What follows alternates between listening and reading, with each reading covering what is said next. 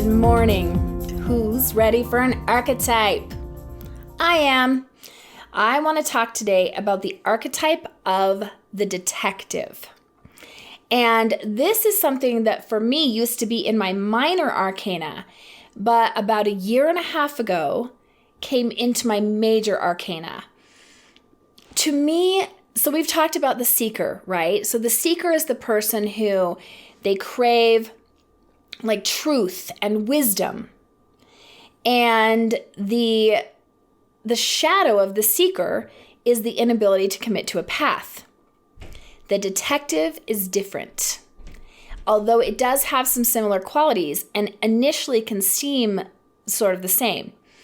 The detective is the archetype that is, I call it the most compulsive of all archetypes, meaning that when you have this, you really cannot fight it.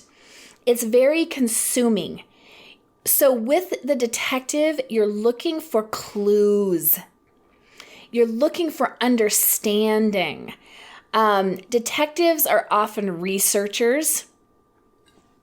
Oh my gosh, you know that rabbit hole you go down when you want to understand something?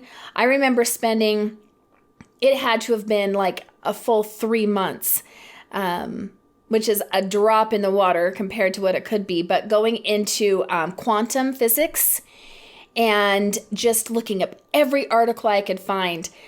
The detectives love them some Google. They love the internet. Because you don't have to go down to the library and look up encyclopedias on the Dewey Decimal System. It's much quicker. So in the light of the detective, there's a deep need for understanding. There's also really great research abilities. You see patterns. You're looking for patterns. You're looking for clues. You want to understand concepts and principles and how things work. Most of the people I know who are really into, the Hermetic principles, into the natural universal laws are total detectives. Because detectives tend to want to understand the foundation of things, the rules of things, so that they know how to understand it.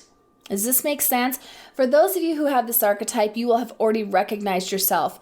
Probably as soon as I said researchers, you'll have, recognized yourself. One of the things I think of when I think of the detective archetype is I think of scientists, philosophers, people looking for answers, looking for proof, looking for clues. Okay? So that's the main light of the detective. If it is combined with a teacher archetype, it's especially powerful because then they find and then they teach. And it's really powerful. A lot of the great teachers out there have done their own research and seen their own patterns, and those are the ones that are very passionate about teaching that, okay? So what is the shadow of the detective? Well, and you guys all know, I'm going to just give this constant disclaimer. This is archetypes according to Dawni. So this may not line up with what you see with Carolyn Mice or some of the other people who teach archetypes. So these are the two main archetypes I see with this, or the main two shadows I see with this archetype. One is getting obsessed, like having to understand everything, getting really hung up on it, spending hours and hours and hours going down research rabbit holes when maybe we should be, I don't know, cleaning our houses or making money or taking care of our children. It's a compulsive need to understand. So that's one of the shadows. The other shadow I see is invasiveness. So it's the same thing as that's the shadow or the imbalance of the personality trait of curious. Detective archetypes are curious AF.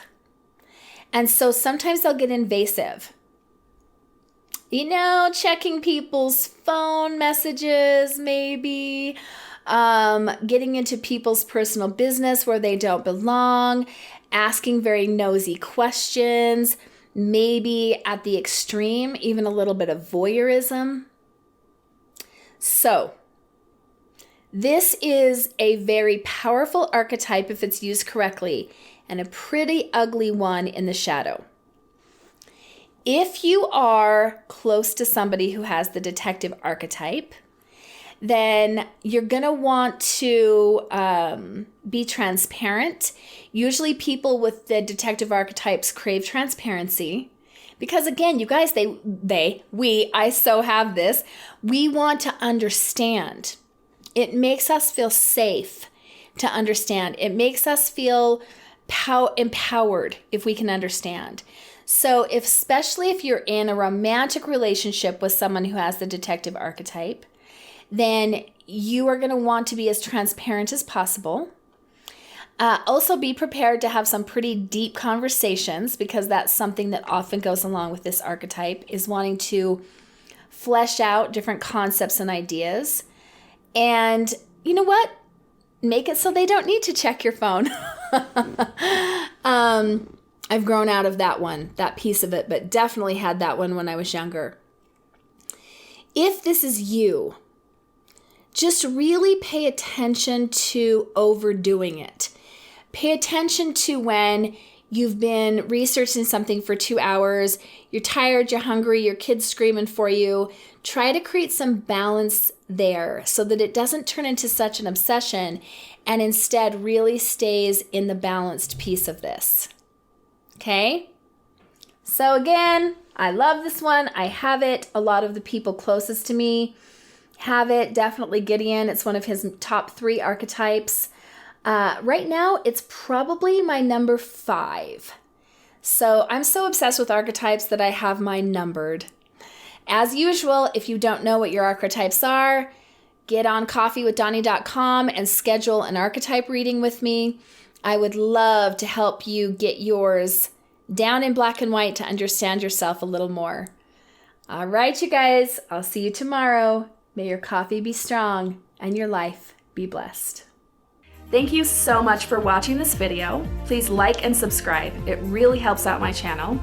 And if you would be interested in working with me further, you can check out DawniAngel.com.